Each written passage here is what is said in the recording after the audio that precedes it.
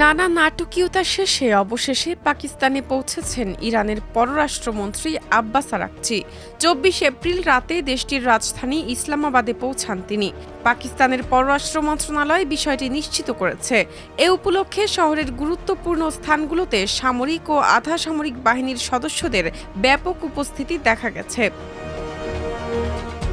তবে ইরানের পররাষ্ট্র মন্ত্রণালয়ের মুখপাত্র এক এক্স পোস্টে বলেছেন, মার্কিন প্রতিনিধিদের সঙ্গে ইরানি কর্মকর্তাদের বৈঠকের কোনো পরিকল্পনা নেই।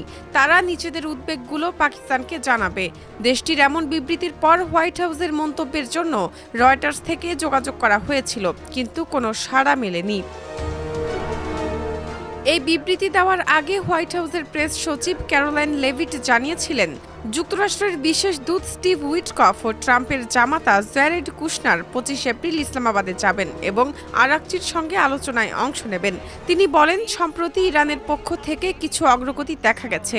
এ সপ্তাহের শেষে আরও অগ্রগতি হবে বলে তিনি আশা করছেন।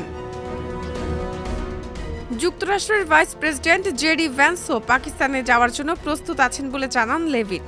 সম্ভাব্য আলোচনার জন্য যুক্তরাষ্ট্রের ব্যবস্থাপক ও নিরাপত্তা দল আগে থেকেই ইসলামাবাদে অবস্থান করছে বলে কয়েকটি পাকিস্তানি সূত্র জানিয়েছে।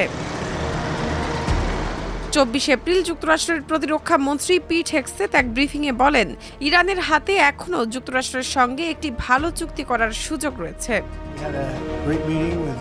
যুক্তরাষ্ট্রের প্রেসিডেন্ট ডোনাল্ড ট্রাম্প ২৪ এপ্রিল বার্তা সংস্থা রয়টার্সকে বলেছেন, ইরান এমন একটি প্রস্তাব দেওয়ার পরিকল্পনা করছে যেখানে যুক্তরাষ্ট্রের দাবিগুলো পূরণ হবে। তবে সে প্রস্তাবে কি কি রয়েছে তা তিনি এখনও জানেন না।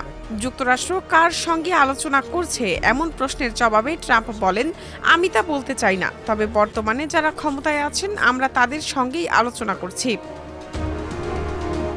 ইরানের ওপর যুক্তরাষ্ট্রের বোমা হামলা এবং ইরানের কৌশলগতভাবে গুরুত্বপূর্ণ হরমুজ প্রণালী বন্ধ করে দেওয়ায় দুই দেশকেই মূল্য দিতে হচ্ছে এবং যুক্তরাষ্ট্রে পেট্রোলের দাম বহু বছরের মধ্যে সর্বোচ্চ পর্যায়ে পৌঁছেছে।